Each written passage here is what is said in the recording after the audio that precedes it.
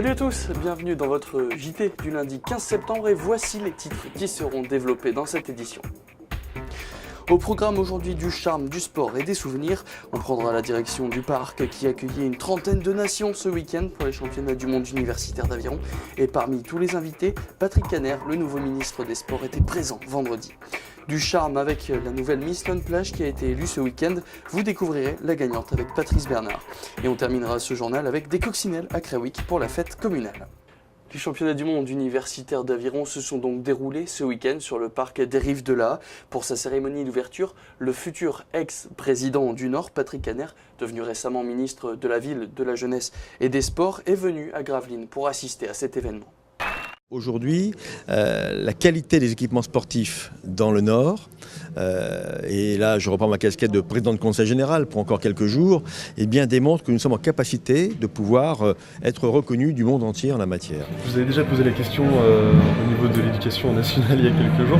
Vous allez pouvoir aussi aider le développement de la région en tant que ministre des Sports. En lien avec bien sûr ma collègue Najat Vallaud-Belkacem, et notamment dans le cadre de tout ce qui touche à la mise en place des rythmes scolaires. Moi je pense que ces plages horaires aujourd'hui nouvellement disponibles pour les enfants doivent être en grande partie consacrées au sport. Le bien-être physique de ces enfants en fera de futurs acteurs et de grands sportifs, je l'espère. Et vous pourrez retrouver tout à l'heure dans le Delta Sport une page largement consacrée à ces championnats du monde universitaire d'aviron.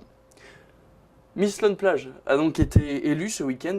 Avant l'élection de Miss Flandre, le comité Miss Prestige National organisait samedi, avec l'aide de l'association Écolone, la dernière présélection de Miss Flandre. Patrice Bernard, qui n'a pas été élue, nous raconte la soirée. Elles étaient 12 candidates à postuler pour le titre de Miss Lone Plage 2014. Après avoir défilé en robe de soirée, en maillot de bain et en robe de mariée, elles ont été jugées sur leur élégance, leur prestance et leur présentation. Suite à une heure de délibéré, le verdict est tombé. C'est la grande fort philippoise Sonny Millois qui a obtenu le titre de Miss Lone Plage. Je me dis que j'ai bien fait de me présenter et ça fait vraiment chaud au cœur que les gens me portent autant d'intérêt. Je pense surtout à beaucoup de personnes que j'ai perdues cette année, dont ma grand-mère. Je suis très fière de gagner pour elle et aussi une autre personne que j'ai perdue à cause d'un cancer, donc je suis très émue. Et franchement, je m'y attendais pas du tout. J'avais de très belles concurrentes et je suis très contente de pouvoir représenter cette magnifique commune. La Coudekerquoise Audrey De Bruyne a reçu l'écharpe de la deuxième dauphine et c'est la Launoise Madison Vanloo qui a été élue première dauphine de cette élection. Cette édition de Miss Lone Plage était la dernière présélection pour participer à Miss Flandre 2014. Je pense qu'on aura des belles candidates pour l'élection de Miss Flandre. Maintenant, tout se joue le jour même, c'est ce que je dis chaque année, parce que c'est vrai que parfois des jeunes filles sont sur leur meilleur jour, le jour de l'élection, elles se distinguent, elles se détachent. C'est très aléatoire en fait une élection de Miss. Donc nous avons de très jolies jeunes filles. Maintenant, la meilleure d'entre elles gagnera et remportera le titre de Miss Flandre. Sonny Millois représentera la ville de Lone Plage pendant un an en participant aux diverses manifestations de la commune. En attendant, elle va se préparer pour l'élection de Miss Flandre du 19 octobre à Capelle-la-Grande qui déterminera la participante à Miss Prestige National. Des véhicules anciens, et pas n'importe lesquels, étaient ce week-end à Crewick. À l'occasion de sa fête communale, la municipalité a invité un club de coccinelles et dérivés pour proposer au public des baptêmes de cox, combi et buggy. Un reportage du désormais baptisé du buggy, Patrice Bernard. Se balader dans des véhicules de légende, voilà l'opportunité que proposait le Cox Opal Club lors de la fête communale de Crewick. Le public pouvait faire son baptême en coccinelle, en combi Volkswagen, mais c'est le buggy qui a eu le plus de succès. Mademoiselle, vous avez pris chaud à chaud. Trop bien.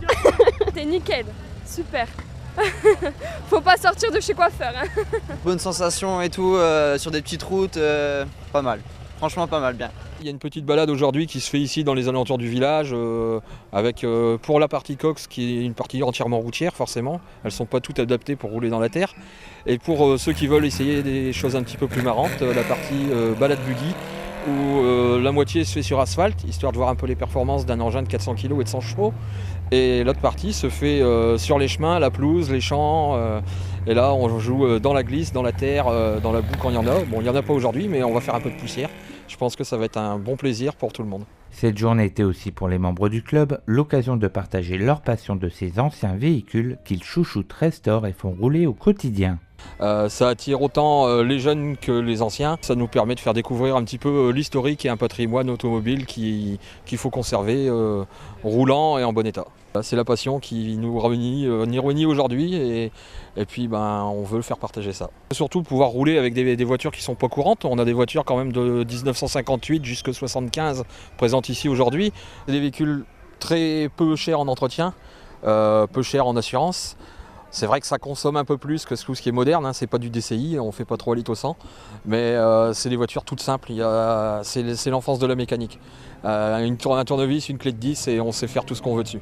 Au-delà du plaisir de rouler avec ces véhicules, ces passionnés se retrouvent régulièrement dans des grands rassemblements de coccinelles et dérivés aux 4 coins de la France et en Belgique. L'occasion d'échanger leur expérience et de partager de grands moments de convivialité.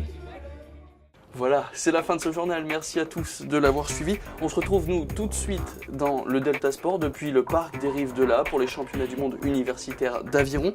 Votre prochain JT, c'est lui demain à 18h30 sur Delta TV avec Emmanuel Depecker. Très bonne soirée à tous.